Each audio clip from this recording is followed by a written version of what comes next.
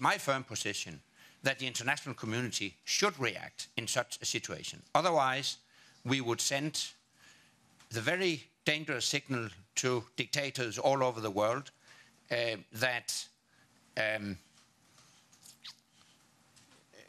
they can use chemical weapons without any reaction from the international community. In general terms, I can tell you that I have been presented with concrete information.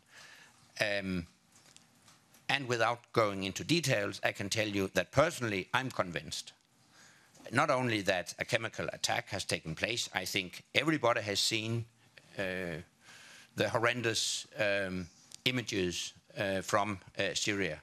But I'm also convinced that the Syrian regime is responsible.